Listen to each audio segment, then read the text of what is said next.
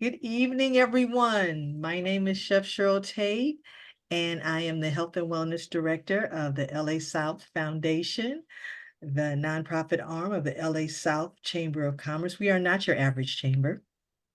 We are here this evening with the Health and Wellness team, Shamika Carter, Chris Laurie, and Belinda McKinney. And our webinar title for this month, the month of March, is Have You Started? Now, I have in my mind thought about this webinar a lot because, we are in 2024. And my question has always been, have you started? And then it always starts with New Year's resolutions, or I'm going to do this for Christmas, or I'm going to do this for whatever day. But my question is, have you started? Because maybe you haven't. And maybe those things aren't big, but have you started them at all?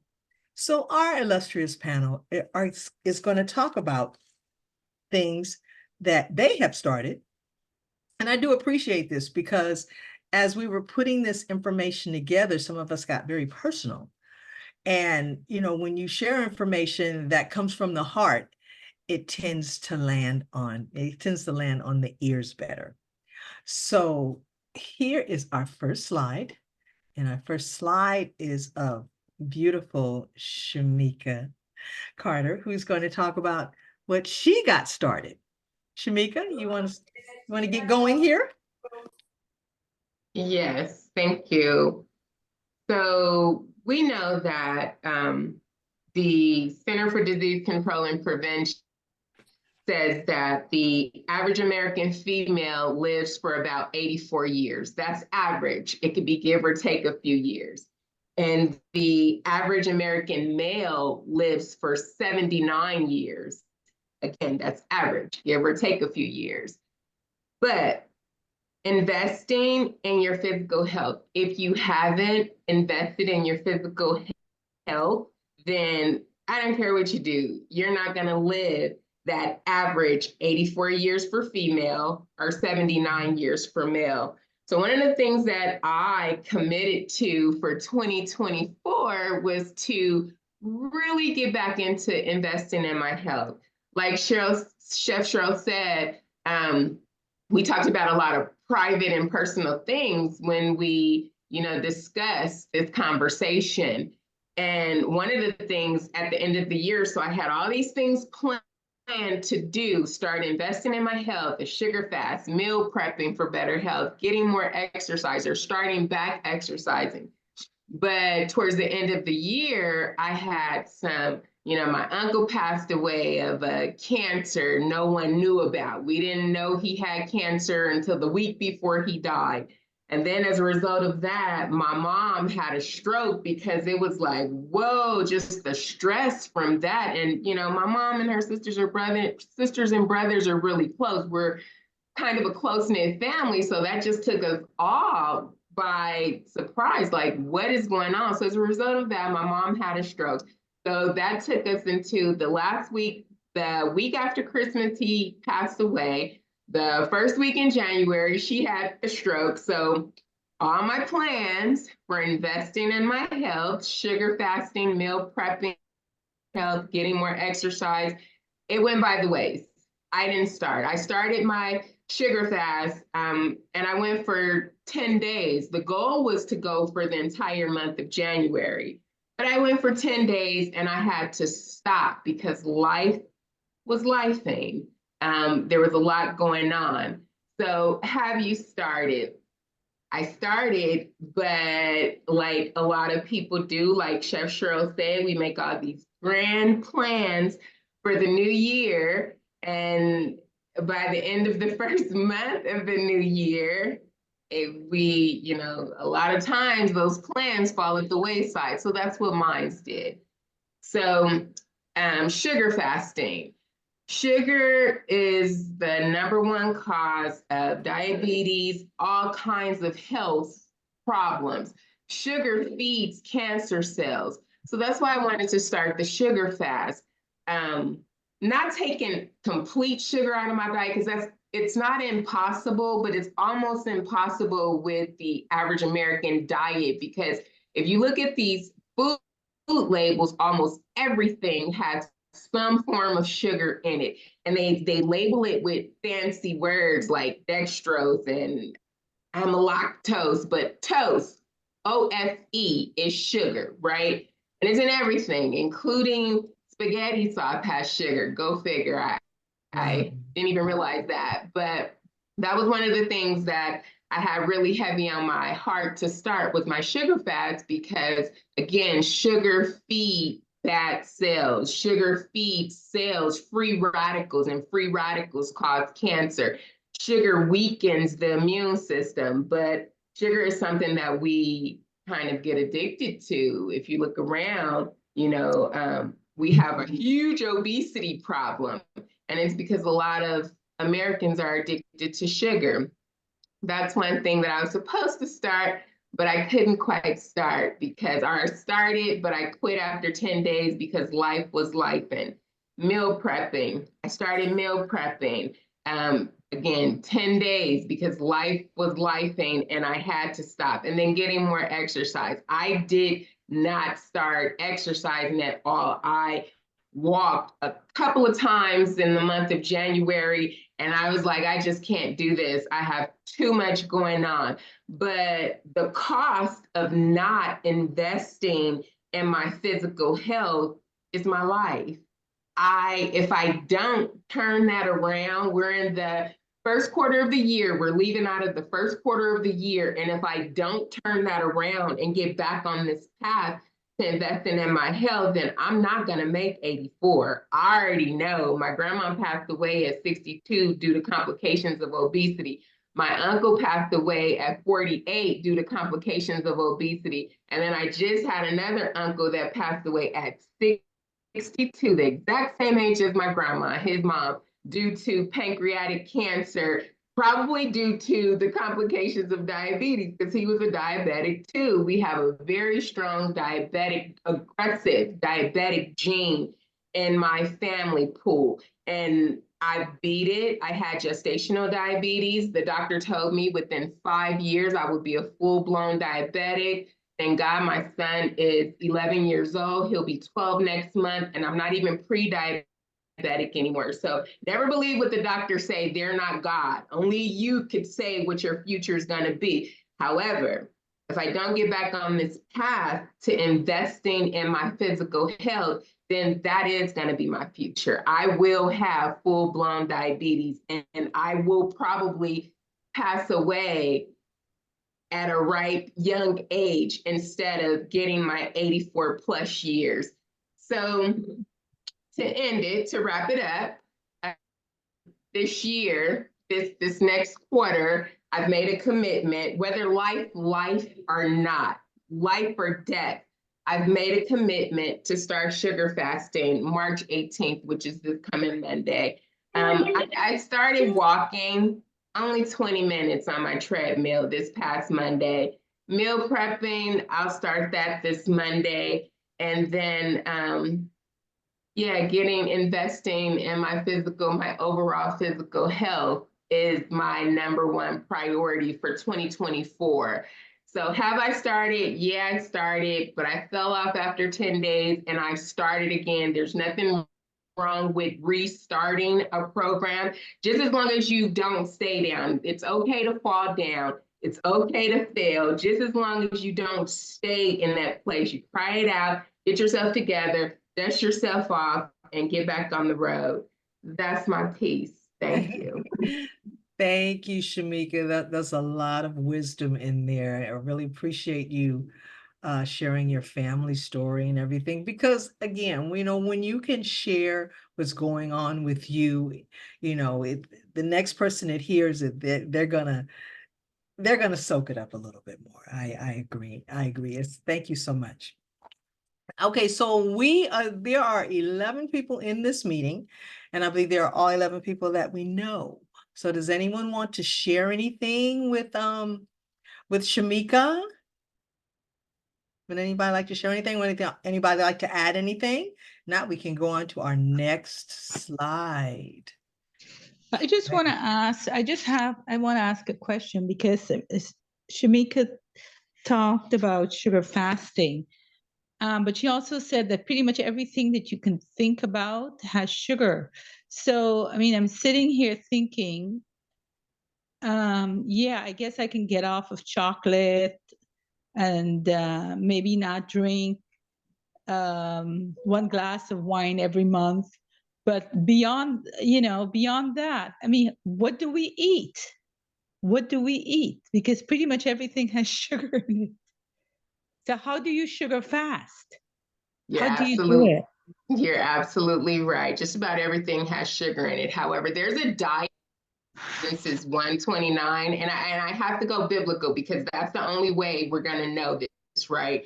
And if you consume 80% of that diet, it's fruits, vegetable, pulse, anything that come from seed, legumes, beans, seeds, nuts. If you consume that diet, then the sugars in it is all natural, and it's the sugar that feed our cells instead of destroy our cells.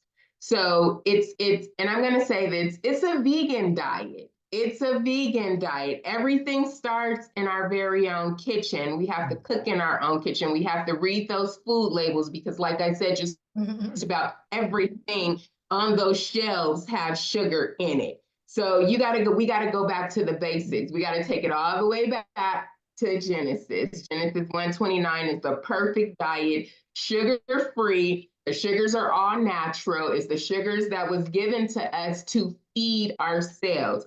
It's a vegan diet, Miss Lorraine. That's how you stay away from it. And you don't have to do it every day. Commit to it for 2 days a week or a day a week. Just let your cells rid itself of the glucose, which is the word for sugar that we use in science. Yes, I hope I answered your question. Yes, you did. Yes, thank you so much. So there is hope. Oh, yes, there's hope. You just got to get back in the kitchen. That's really where it starts. I mean, she just said everything that I would say. Everything that the question that she asked, that would be my answer is we got to start from scratch, But thank you so much for your question. If you have any other questions, you can put them in the chat and we can address them. So we have Chris that's up next.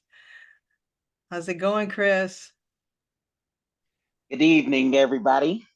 Hope everybody's doing well. The approach that I wanted to take was, how can we get started? Well, I'm speaking on the fitness portion. So how can we get started with our fitness? I think a lot of times, well, for the most part, I think people do too much. They start too fast too soon. They try to do too much too soon. So there's something, I don't know if everybody's familiar with something called 75 hard. So pretty much 75 hard is um it's like a mental type challenge where you're doing something for your wellness for 75 days straight. So that's 2 workouts a day, one inside, one outside for about 45 minutes. You're going to subscribe to a specific diet of your choice. I think you got to drink a gallon of water and read 10 pages a day of a book.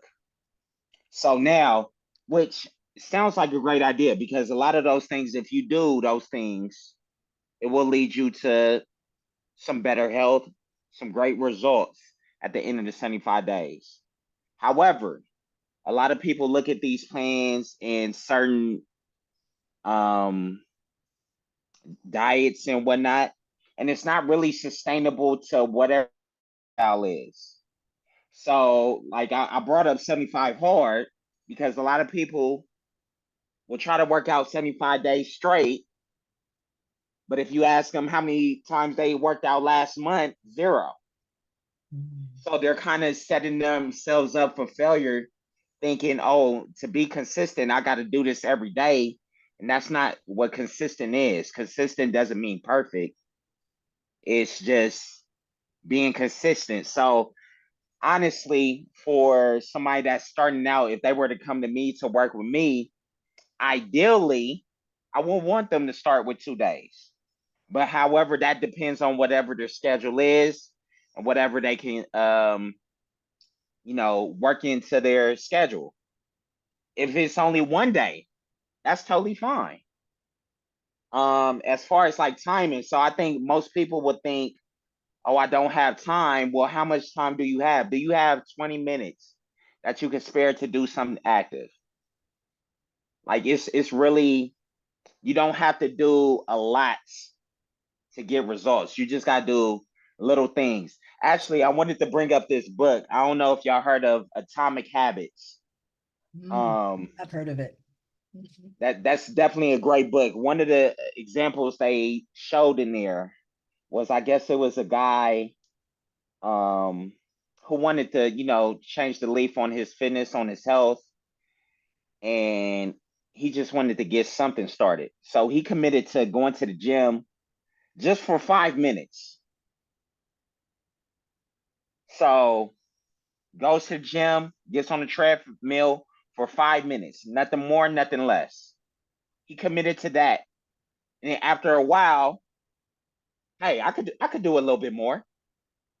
And I think that's probably the hardest part when it comes to working out. Is just the adherence, just showing up. Like that's the hardest part. Like if you're going to the gym, dang, I gotta drive to the gym. Like that's the hardest part. Once you get to the gym and you get started with your stuff, then it's like it's momentum. Like it's easy after that. And then when you're done, that wasn't that bad. I feel good. So it's just that part. And if you got equipment at home, it's about getting the clothes off the treadmill or the Peloton and really just starting. Like that's the hardest part. So I just wanted to give a few tips of how can we get started. First and foremost, before you make the decision, you need to be aware of what you're doing now. It has to be some sense of awareness of where you're at right now. So that could be, oh dang, my clothes aren't fitting how they used to, or I walked up a flight of stairs and feel like I just ran a marathon. I don't like how that feels. I don't like how I feel. Like I don't feel energized. I feel fatigued. It has to be some type of awareness. And once you have that awareness, then you have to make a decision that you're actually going to do something about it. So from there, after you make a decision, you got to create a plan. So ideally, I think, and this is if you don't have experience with knowing exactly what to do, look into investing into a trainer or a coach to help you create a plan. Because most trainers, that's our job. That's what we study. How it's not really, honestly, this whole personal training thing. Um, what I found out is not necessarily about what exercises you need to do. It's more so about the habits, like being aware of the habits that we have and the behaviors that we have in our relationship with food and also exercise. Like that's the biggest thing. Because if I tell you, um and it's going to be it's going to be different from person to person. So what works for me is not going to work for you. And I think that's one of the mistakes that I made when I first started training people. I have a background in basketball, been an athlete all my life. When I first started training people, I was training them like I was having them do what I was doing.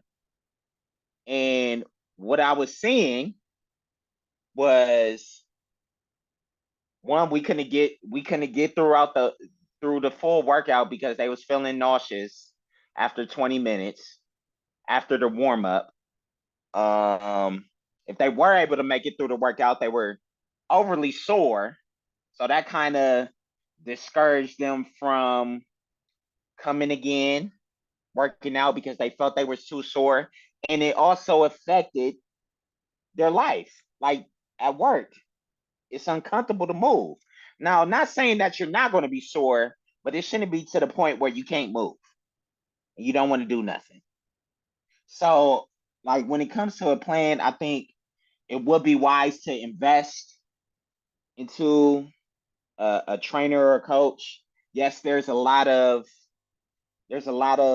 information on the YouTube and whatnot, but if you don't have background in fitness or what you should do, then it's just a whole lot of information and you don't know which way to go. So a coach or a trainer could guide you in that way. And we want to set SMART goals. So I know we're all in business in here. So we know what SMART goals are. So as being specific, so yes, you want to lose weight, but how much weight you want to lose? Or exactly what is your why? Why are you doing this? And honestly, I found out like after a while, losing 10 pounds or whatever, that's not a strong enough why. Because I see this a lot. So you'll have somebody and this is I work primarily with women. So this is kind of a lot of examples that I have with women. So a woman will post a before picture and an after picture of, oh, I needed to change my life around. She's, making a change. And a lot of people will say, oh, you're beautiful both before and after. That's not what she put the before and after picture for. She didn't say she was ugly. She said she just needed to take charge of her health. So, like, just the aesthetic goals aren't strong enough whys. So it needs to be a deeper why of why you want to really do this. Because yes, in the beginning you're going to be motivated, but motivation is a fleeting feeling. Like it has to be discipline that carries you on, and whatever, if your why is strong enough, that will kind of push you on those days that you don't want to do it, because you're definitely going to have days where you don't want to do it. Being measurable. So a lot of us use the scale as a measurement, and I say don't use the scale. The scale, honestly, how I train people, I expect them not to lose weight fast. That can't be the only metric we go by. You have to go by, am I getting stronger, after doing these workouts? Am I getting stronger? Am I feeling better? Are my clothes fitting different? Um, is my quality of life different? Like, am I sleeping good? Like, am I sleeping better? Like, we need to really focus. I think a lot of people should focus more so on performance. So if you're working out, is your plan working to help you perform better, and how you're feeling? And if those things are improving, that means you're progressing. No matter what the scale is, the scale may not even move, but you're feeling better, you're sleeping better, quality of life is getting better. That means you're moving in the right direction. Is it attainable? Right? Can we really put action steps to it? And is it realistic? This is big right here. Is it realistic?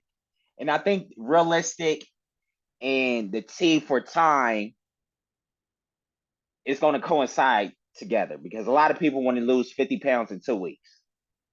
Like, what do you want me to do? Like, I'm not a magician. I don't do black magic. I don't do that stuff. So we realistically have to, like, think about it. So the weight that you put on, then it come in just a matter of a month or 6 months at least. It's at least years that put on those pounds. And it's years of habits, years of choices, years of decisions. So I can't, as a trainer, as a coach, I can't rid 5, 10 years of decisions and habits in just 6 months. Honestly, you should give the same amount of time. Not saying it'll take 10 years for you to get some results, but it needs to be some patience. At least commit to a year of being consistent with your workouts, being consistent with improving your nutrition. Give yourself a year. I think a lot of people they quit too soon. Absolutely, they quit too soon if they don't see the type of results and it's the trainer's job to kind of manage your expectations of what's going to happen if you follow through on this plan. Like, it shouldn't be a guarantee, oh, we're gonna lose 30 pounds in 30 days. That's not realistic. Because if we don't hit that, then you're gonna think I'm a liar. Honestly, a healthy amount of weight to lose per week is half a pound to a pound. 2 pounds a week, that's kind of pushing it. That's kind of going more on the unsustainable side. Half a pound to a pound a week, that's more manageable for a person to be able to make the better decisions, but still feel like they're living their life a little bit. So, yeah, so all those going together. I mentioned about hiring a trainer. And then after that, after you set the goals, it's time to execute. So either hire a trainer for accountability or find somebody, work with somebody with for accountability. I say a trainer because, one, honestly, the workouts are different if you're with somebody. I have a trainer myself, and the reason why I have a trainer is because I know a lot of the things he's going to have me do, I want to think to do myself. And then a lot of times the weight that he has me do, I want to do by myself just for safety reasons. So it's just that safety factor of having somebody there to help you. Now, when you find somebody that's outside of the trainer, if you find somebody like you're going to work with your friend, make sure your friend is at least a couple of notches above you, because they can't be on the same level as you. Because just it'll be one day where they say, "Girl, I don't feel good. I don't feel like going to the gym. Let's go to brunch." Easily like that, just sidetrack you. So find somebody that's serious about their fitness and nutrition. And if you're going with somebody, don't think you have to keep up with them. Do what you can, and that's it. But a lot of times, if somebody is doing a little bit more, you think, okay, I could probably do a little bit more. So it's just that accountability of staying on track and then actually pushing yourself within your workouts. That's going to cause the type of adaptations that you want. And then at the end of the day, keep it simple. Like, it is complicated just because a lot of us have different likes. Like, we enjoy different workouts, we enjoy different movements. But keep it simple. Whatever you like, do that. Well, like, figure out what type of movements do you like doing? What type of physical activity do you like doing? And then I like to say, like, one of the most underrated exercises that a lot of us isn't doing enough is walking. Like, you could always start with walking. How can you add walking more into your day? Easy. Like, we talked about sugars and diabetes, and I know with diabetes there's the insulin response. If you take a walk, and I know this was mentioned on a webinar before, if you take a walk after a meal, you could manage your blood sugars a little bit better after a meal. Take a 10-minute walk. If you do that 3 times after each meal, that's 30 minutes in the day. If you're on calls, walk around a little bit while you're on the call. Plan 10, 20 minutes or something during your lunch break. Take a walk. Like, it's just little things that we could do that's going to help us get closer to the goals that we have. But yeah, that's pretty much my take on how you could get started. I think the most important thing is just keeping it simple and really just committing and making a decision that you're going to do something about your fitness and make a change. So yeah, that's my piece. Thank you, Chris. That was very helpful. Everything you said, I was writing down because, like you said, a trainer needs a trainer. Okay, a trainer needs to have somebody accountable for themselves, so they have a trainer. I love that. I love that. Okay, so I know I've speaking seen it. of, I think somebody there was a couple of questions. Are we going to hold on questions or are we going? yes, we have a question. Okay, this was about added sugar. I think we'll do it in the end. I think Okay. we'll hold our Okay. questions to the end. Well, have you started walking? We have a walking club that we have every second and fourth Saturday at 7:15 a.m. This month we have been at Reuben Ingold Park. This is Chris's baby. So before we got started, we were talking about what our next location for April is. And Chris, what were we talking about? What our next location? Next location, we looking at Norman, Houston. So it's right across the street. You ain't got to go far. It stays still location, the same location, off of what is that? It's off of La Brea. Brand Stocker. Yeah. Brand Stocker. Hmm. Okay, well, great. Well, we will make sure we put that for April. And again, here is a great example for us to get out on a Saturday morning and go walking. This park, Reuben Ingold Park, is really nice. I enjoyed it. Being a native of LA, I've never been here. When I got here, I was like, my goodness, this exists, and this is, right up the street. It's right off of Stocker and La Brea. Go figure. Thank you so much, Chris. Okay, so for our next slide, we have Miss Belinda Bikini, chef. Chef, what you talking about? Good evening, everyone. Evening. Thank you guys. Chris, that was really powerful. I'm up here. I don't know if anybody saw my head in the in my box because I'm agreeing with everything that you had to say. I was Um, but so my what I'm going to talk about is taking back my health through the power of saying no. So have I started? Yes, I have. So anyone who knows me personally, or some of you that may have gotten to know me through the chamber, knows that I will pretty much give myself, give my time, give my talent,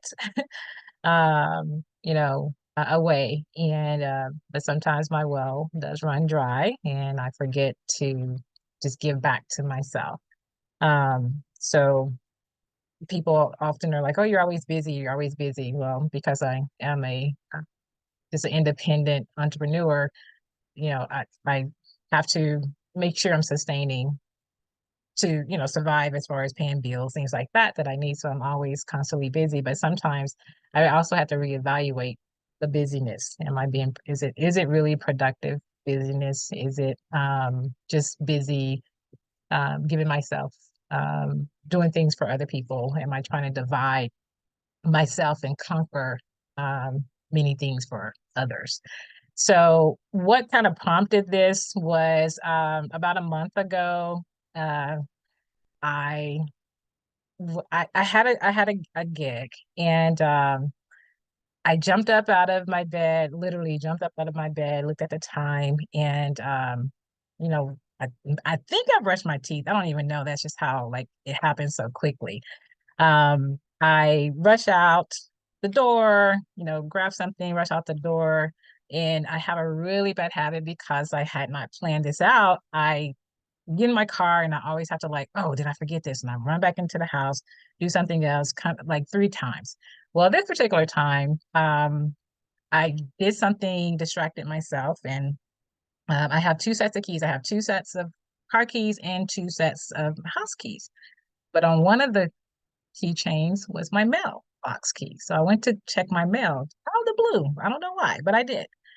And I left my door open with one key, and then on the other key, I go and check my mail. Well, I check my mail and then I go to my car and I leave for the day.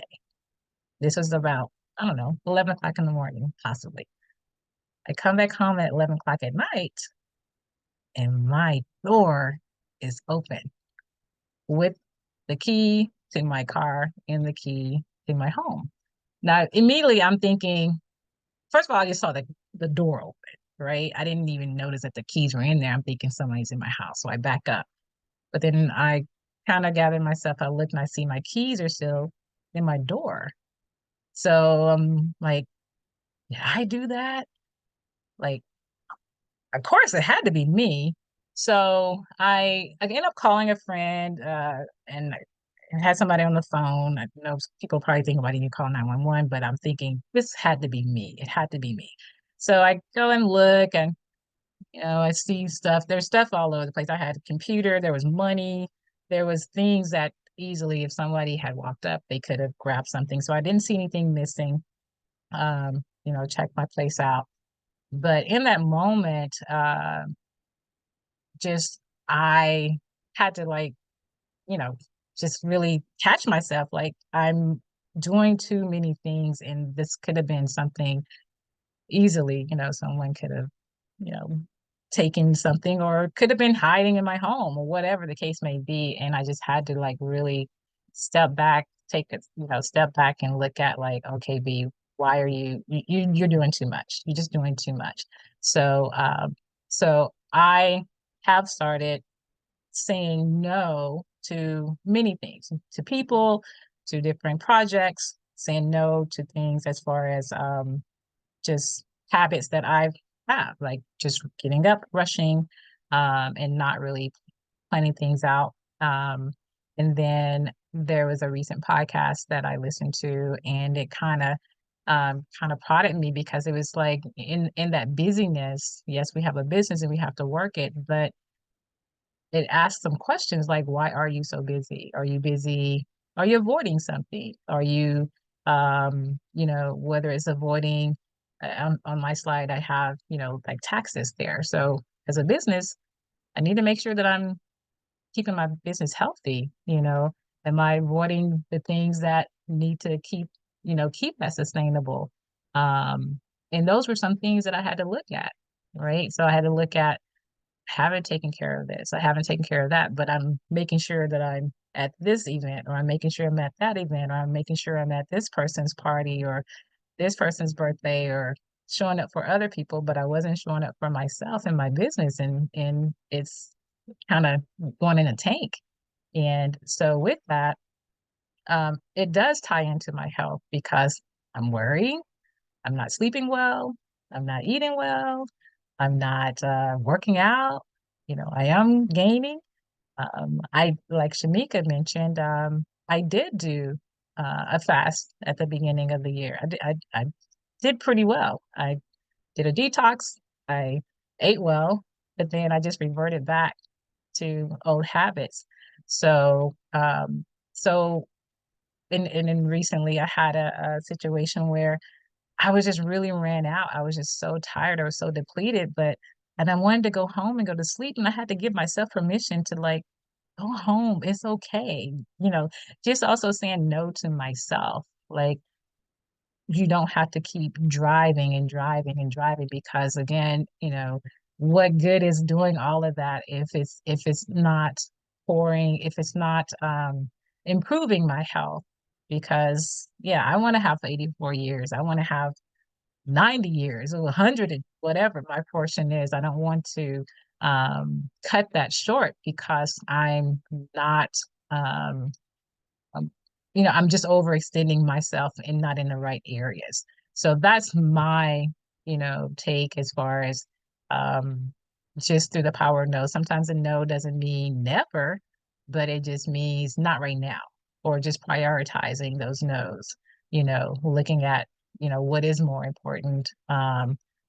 So, but when I looked at the things of avoiding, that was so key to me, because it was when I come home and I'm looking, I'm like, you need to tackle this. You need to get this done. You need to get your, your financials in order. You need to do your laundry, do your own laundry, or whatever the case may be.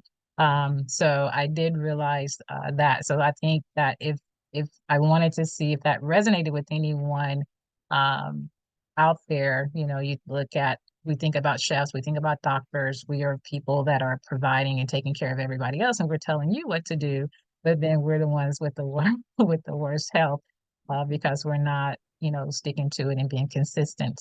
And Chris spoke about that just, a moment ago. Like, consistency is just that, being consistent.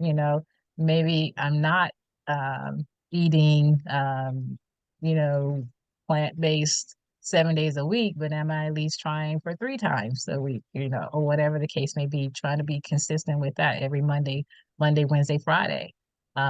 So in conclusion for mine, if, like I said, just if you find yourself being just busy, like really, if it's, I think for me, if it's not like improving, instead of, uh, I think sometimes I may have been trying to prove myself to people, whether it be family, whether it be friends, but I need to be more in making sure that I'm improving myself, improving my health, and not being, sticking on that smile of like everything is it is going well, and when everything is crumbling, because I have spoken with people, when you be truthful about your story, you never know how that can empower someone else to, kind of tell their story, because they're looking at you thinking, oh, is, man, how she got it going on. It's like, no, baby, we need to have a real talk. So anyway, that's basically my story, is about the good habits of saying no, um, um, taking back my health through the power of saying no. Thank you. Thank you, Chef. Very well put together. And like I would always say, no is a complete answer. People may want to say, oh, but how come? No, no is enough. But thank you so much, Chef. Thank you so much. Okay, so here we are. We are speaking of self-care. Now, I have always, I have always talked about your self-care. And one of the things that I do religiously is I turn off my phone. I turn off my phone on Sunday nights, and I turn it on Monday morning. And you would be surprised, because if we know your phone is it's a radio transmitter.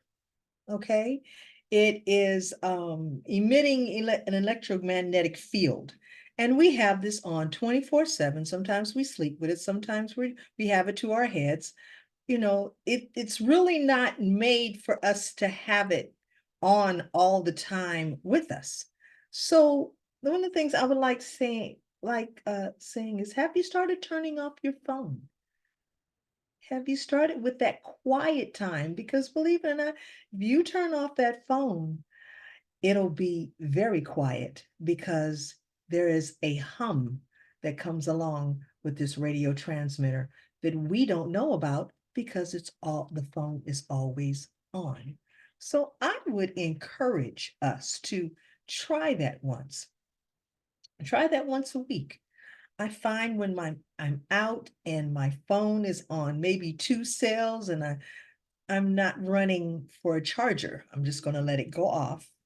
And then whoever calls me, there's something that's called voicemail that will pick it up, that I can answer when that time comes.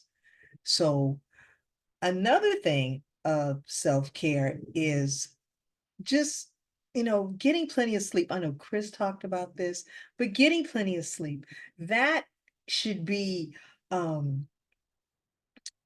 priority for us. You know, at least if you get in 7 to 8 hours a day of sleep, you will feel a lot better. Brother Dick Gregory said that if you don't have enough sleep, it will kill you. Okay, so if you're getting 5 to 6 hours of sleep every day, that's really not enough. You're just baiting your body. And as we've talked about here, you know, as far as average lifespans, you know, if you're not getting enough sleep, you're really shortening that lifespan. Now, some people could get away with 5 to 6 hours of sleep. But just think what would happen if you added one more hour, how you would feel. Yes, you may be used to 6 hours of sleep, but what's one more? You know, I like to use examples. Kobe, when he was professionally playing, and of course, everybody wants to see what Kobe's doing. Everyone wants to know what, you know, what kind of regimen Kobe has. One of the things Kobe always said was, I get enough sleep. And if I don't, and I don't feel I get enough sleep, I'm going to roll over. Okay, so we're talking about a master athlete, major ball player at the top of his game. And he says, you know, if I want another hour of sleep, I'm going to go get it. It's not, oh, I have to go here, I have to go there. He already had his regimen. Well, as we know, he's a Mamba and he was a beast. He did everything wonderful, but he made sure he got his me time, and he made sure that he got his sleep. He made sure that he meditated. There was quiet time in his regimen. And that's one of the things, even though we miss him so much, and you know, he's forever on our hearts. Those things that he said will stay with me. I'm not much of a basketball player, but those personal things that he said about life will always stay with me. I have a cat, and my cat stays with me all the time. I don't know if you know, if you probably see me when we get off on this, I turn off the PowerPoint, but my cat is right here with me. And he is my therapy. As much as I want to toss him and send him over, you know, put him over on the couch, he wants to get in my lap and he wants to sit with me. And that purr really helps me calm down from my stress during the day. So I understand the beauty and the value of having animals. They are companions and they do help de-stress you. De-stress you. Another thing that I would like to say about self-care is for us to talk about things. And that's one of the reasons why I wanted to have this webinar, is because sometimes we don't always talk about the things that we need to do. Have you started this? Have you started that? No, maybe not. Well, let's talk about it. Maybe if you talk about it, it will give you more incentive. Because I know in speaking to people, if I were to point something out to them, and just a little light bulb goes on, and sometimes that's all they need. Sometimes that's all they need. It's just a little reminder that, oh, I need to do that. And all that to me is self-care, because you know, being a personal chef, I take time for people. I want to know what you're doing, how you're doing, what you're eating, how I can improve your life. So if I can do that by saying, well, hey, here's this food that you have that you can put in your refrigerator, and it's made to your specifics, that's going to reduce their stress level. So then they can go start other things that will improve their life. So your self-care, again, we could use so many different examples. Like I said, talking, cleaning up your room, reading, because that was in Chris had mentioned that. I try to read at least, well, I'm okay, I confess, I read at least 4 to 5 recipes a day, because of course I'm in the food business, but I just want to read. It's going to keep me focused, what it is that I'm reading, as opposed to maybe looking at some social media. So if I'm reading that, then again, I'm using my brain instead of using my eyes to focus and take in that information. Gardening is an excellent way of self-care. Getting in the dirt, you know, we're from the dirt, so we just need to get back in it, okay, and grow stuff, because you know, like we were saying here, you know, how can you have a good diet and eliminate the sugars? Well, it just starts from scratch. It starts from going in your kitchen and saying, okay, I'm going to make these, make this asparagus and this turkey and everything that everything, it doesn't have any sugar in it. So you're starting out on a blank slate. So as with, of course, our processed foods and foods that are in a box or anything, they already have added sugar and added salt. So when you're starting fresh, that is the best way to eat. And if I can say, have you started cooking? Because cooking is definitely, again, another way of self-care. Okay. Now the sunshine, we all need to be outside. So, just like we have our walking club, just like we work out, if you work on the work out on the outside, having a walk. Okay, that's enjoying the sunshine. And that again is another way of self-care. And when we talked about exercising, and one of the simplest things to do is to walk. Okay, well, I love to walk. I walk. I do that. I ride my bike. I ride a bike sometimes. But this is something that I thought of. Okay, so I'm not going to say how old I am, but I grew up in the club. Okay. So I'm from Los Angeles and I have been, those clubs aren't there now, but I have been to every club in LA that there was. And I danced. We were on the dance floor. That's what I went to the club to do, not to drink, not to socialize. I went to dance. Okay. Because as far as I can remember, back in junior high school and high school, there was always a dance. There was a school dance. There was a dance at the at the Catholic school around the corner. Okay. I hope I'm not dating myself, but we were always dancing. That is a great mode of exercise. We know what to do. We have a plethora of music. That music has not changed. I know it's 2024 and there's some music out there now, but we have genres. Did I say plural? Genres of music that we could dance to. So what I have been doing, and I have started, is around 5:30, 6 o'clock, right when, everybody's home, go out on my patio and crank up the music, okay? And I get at least 30 minutes of dancing in, okay? And I feel much better. And then I can go prepare dinner, or if dinner's already in the fridge, I can pull it out. But I've got my exercise in. So my um, contribution here is, have you started your health care? I know every month I get a massage because I need it for my stress level.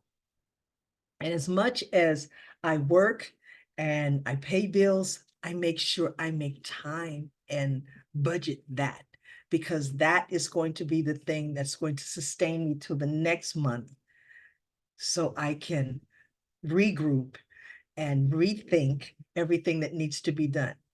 De-stressing is so important. We live in a stressful environment.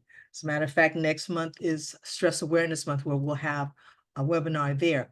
But we have to de-stress. If we don't do that, it's kind of hard for us to take care of business, because our mind is always on the next thing at hand or the next worry.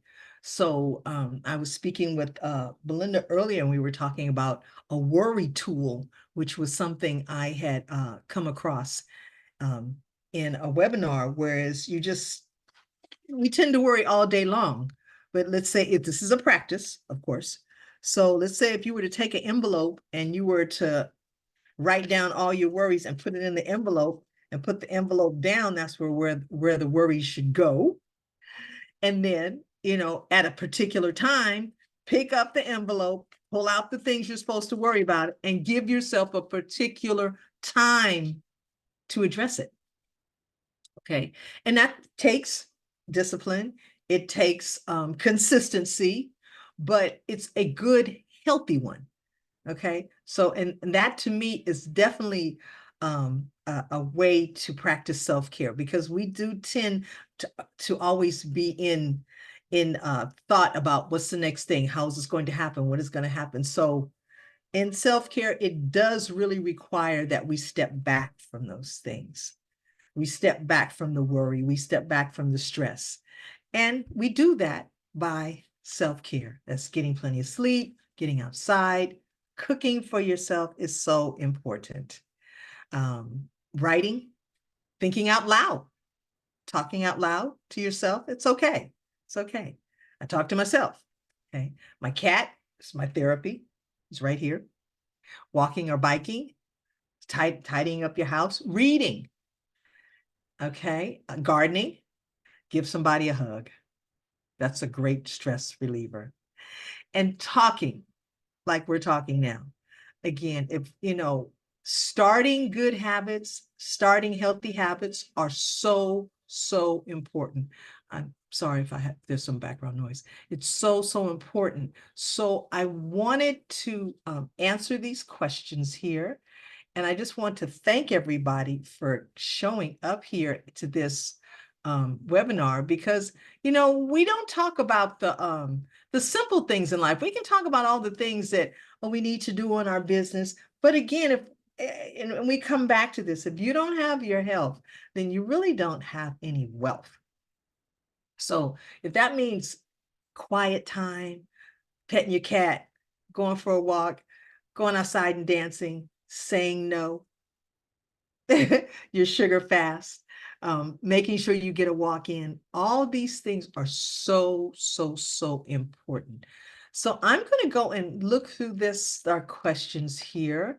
Okay, Richard asked, are there natural differences in fruit sugars versus processed sugars? Can you explain, when reading food labels, what does the sugar counts and the added sugar counts determine? I guess we tried to stay away from added sugar counts or minimize them as much as possible. Okay. Chef, you want to answer that question? Chef Belinda? Okay, I'm sorry. Can you kind of repeat that Sure. question? It was kind He of a little asked, can you see my screen? I don't know if you can see my meeting chat. It says, are there natural differences in fruit sugars versus processed sugars? Can you explain, when reading food labels, what does the sugar count and the added sugar counts determine? Okay. I guess we try to stay away from added sugar count. What's the difference in the natural sugar and processed sugar?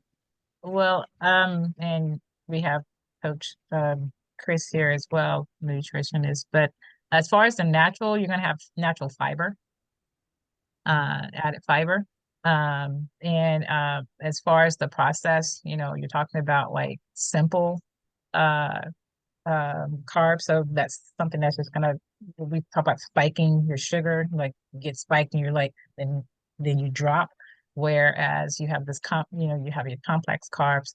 Um, and this complex is not just all sugar related, but or well, yeah, not all just sugar related, because we have to think about, like, when we think about sugars, we also think about things that turn into sugar, like, starches, rices, uh, pastas, potatoes, potato chips, things like that. So I want people to understand that it's not just sugar, that just like granulated sugar or syrups, it's other things that turn into sugar. Um, but as far as the um, what Shamika was saying is, yeah, making sure you're staying away from the processed sugars and go to more of the natural that you will find in fruits, whole fruits, not yeah, whole fruits, a whole apple, a whole orange, a whole, whatever, something that you're actually cutting yourself, or chopping or dicing yourself. Even mentioning about the vegan, like, it's great, but you want to make sure you stand away from the traps of those, of, just because it says it's vegan, you still have to read that label, because it is, I mean, she's right. Everything has sugar in it, and I don't understand why. But you do have to read the label for those added things. Just because it says it's vegan or it's gourmet or what's another? plant-based. Organic. Organic. They're organic. Yeah, Yeah. even organic, you got, I don't know if you all have seen like the biodynamic, which that's great, but then you really need to understand, like, what does that mean? Because some of the biodynamic, it may be hydroponically grown, but what are they using to grow it? You know, Mm, um, sometimes, there still could be adding some type of chemical to make it grow. So you just need to know, try to like look into the company, like what are some of their ethical practices? Because everybody wants their stuff, everybody, they're trying to make money, and they know, I think they expect, or our, I think, for lack of better words, our ignorance, because they know we're just gonna be like, "Ooh, this tastes good. Ooh, this is good." We're not gonna read the label. We're just mm, not. We're gonna read it with our how it feels, how it makes us feel, how it tastes to us, how it smells. We're not gonna look at how is it benefiting or improving our health, or what is it taking away from our health. We just like, "Ooh, this is delicious," we're not looking at, don't even think about, I'm not even talking about calories, just like what Coach Chris was saying about, realistically losing weight, half a pound to a pound. Most people are like, maybe. what, half a pound to a Right. pound? And as he mentioned, this weight didn't get on me in a day. It's Exactly. years. So don't expect it to, leave in a week. That's just unrealistic. So I hope I answered the question. And Coach Chris, anything you can add I to that? think you did. Yeah, yeah, yeah. I definitely wanted to tap into just as far as like what is it, the natural sugars and processed sugars. Yes, the fiber plays a big part. Our bodies react a little bit different, so we won't have those spikes, those high blood sugar spikes, if we are consuming the fiber. And another thing we have to be careful with is juicing. So yes, we're juicing natural fruits and whatnot, but we're taking that fiber out. So we're taking that fiber out, and we're consuming all that sugar. Not saying it's a bad thing. You just gotta be careful on how many you're having, because just think about it. If we juice, let's say, just 6 apples at once, that may give us a drink size. Hmm. But have you ever tried eating 6 apples? No. Not in It's one definitely setting. difficult. It's Mhm. definitely difficult. And then just about processed foods in general. Um Kind of what Belinda was saying, Chef Belinda was saying, like a lot of these companies are trying to figure out how can we make these things taste as good as possible. Because if it tastes good, that means we got to have more than one, That's and right. we're not aware of how many we're having. That's very true. That's very true. So Thank you. I don't like saying eliminate process. I say limit, and just be Yes. aware of how much you're having. Yes. Yes. Thank you. So Richard has another question, and that is, he has a 96-year-old neighbor that never uses her microwave oven for food preparation. So, Richard, microwaves are kind of passe, and everybody has moved on to air fryers. And interesting enough, I will be at Willowbrook Senior Center on next week. As a matter of fact, Thursday of next week, and our topic will be how to use your air fryer. So, if you could bring your neighbor to the lunch and learn next Thursday, we can definitely show her that, that there are other appliances that she can use.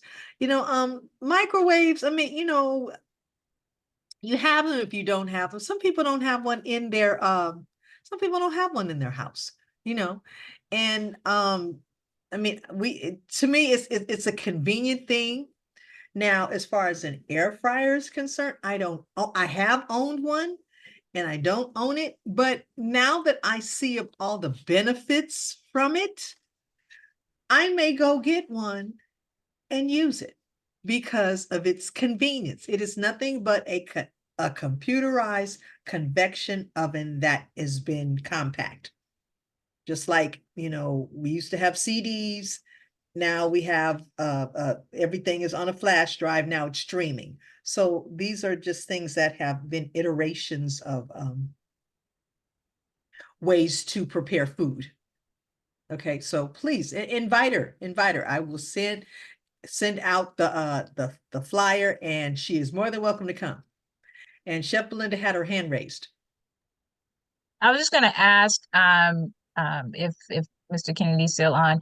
Do you know if did they make that decision not to use microwave ovens because of either like radiation to avoid excess radiation? Because I know some people have eliminated using that because of the waves.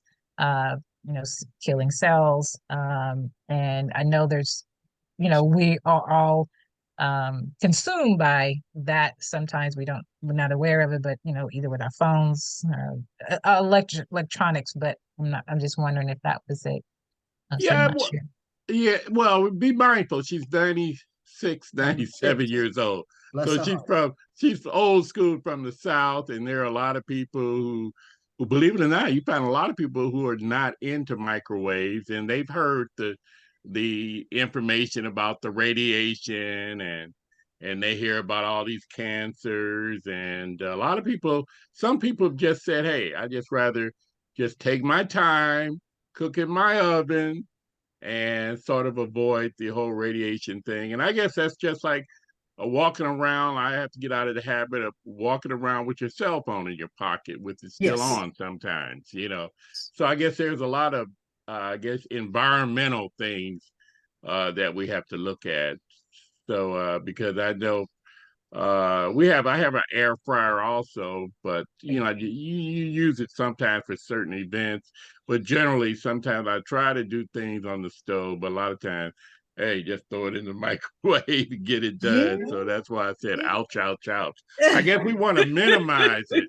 I guess we want to Yes. minimize it as much as we can. Yes. Yeah. And for someone 96, I can understand that. God Yeah. bless her that she still want to get up and cook. Okay. Yeah, like I Yeah. said, I don't know if she's gonna come and sit through that about air fryers because she Okay. don't do. Hey, she to the point she's not doing that much cooking. Air fryer ain't gonna buy no air fryer. My I stove know. is good enough for me. I know. Well, just keep at it. Consistency is key. Yeah, but I think you have some people are trying to get back to, I guess like you said, air fryers. So people are getting away from microwaves, I guess. Yeah. Yes. It's we just have different iterations of food preparation that kind of goes on, and not everybody thought microwaving was great, but it sure was convenient. Okay, we have Exactly. time for one more question. Shamika, you had your hand up. Yeah, I just wanted to hone in on the first question about the sugar. Yes. Fructose and glucose are like the natural sugars that are found in fruits and vegetables, and it doesn't hit your cells really fast, and it doesn't damage your cells as much. And then sucrose, when you see sucrose on the back of a label, a food label, that's regular table sugar. That's the damaging sugar. The average male should have about 36 grams of sugar. And when you look on the back of the food label, it's going to measure sugar in grams, 36 grams of sugar. And then the average female should have about 25 grams of sugar. 1 can of soda is 32 grams of sugar. So if the average male should have 36 grams of sugar and you drink a 12-ounce can of soda, you pretty much had your sugar for the day. A banana is 14 grams and it hits your bloodstream slower, right? So fructose and glucose is the natural sugars that come from fruit and vegetable. Sucrose is table sugar. That's bad sugar. They should just get rid of that even off the shelves. So I just wanted to hone in on that. And then my second part question is for Chris. What's a good budget to set aside for like a kickstart program with a, coach? So in the That case really, where I'm saying like 6 weeks, it would take like 6 weeks to develop that habit. What type of budget should a person set aside for something like that? really depends. Because you gotta think of, well, one, the more experienced the trainer is, it's gonna be a little bit more of an investment. Um, so for me, and then it depends on like if you want it private, if you're open to semi-private, if you're looking into small groups, all those play a part. So um, high-end trainers, you could be 150 a session, and kind of lower depending on where they're at. I mean, it'll be lower than that for less experience. So honestly, a couple of $100 a month. So like 300 maybe dollars a month, but it's an investment. It's something that you could, well, hopefully you're paying attention to what the information that they're giving you and that they're a great coach. But yeah, it's definitely something you can learn from. Thank you.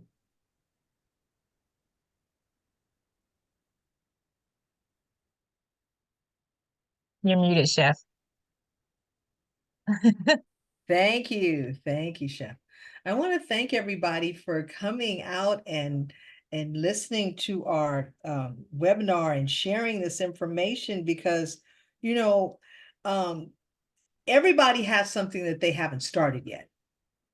And this is just one of those, it's a good exercise to have this conversation because in having this conversation, I'm sure it'll pique someone. It'll pique someone to go, have I started? Or you're going to go out and you're going to have a conversation with someone. Man, I was in a webinar and it was, have you started? So it's like each one teach one.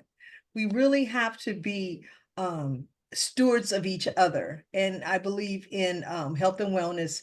That's really what we do because, in our line of work, we're servicing people and we're always asking the questions. So if we come from a place of experience or come from a place of wanting to help, it definitely advances the process. It advances the process. So this is our LA South Foundation health and wellness webinar called Have You Started? I hope everyone enjoyed themselves. We can always continue this conversation. We are always available, our health and wellness team. We're always at our walks every second and fourth Saturday. I read you, Richard. Deer Park was fun. I kind of like getting back there too. We might have to put that back in a rotation.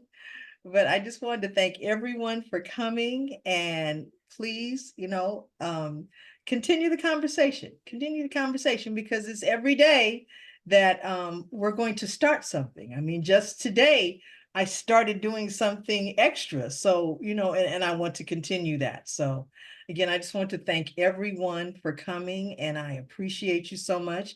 This is a series.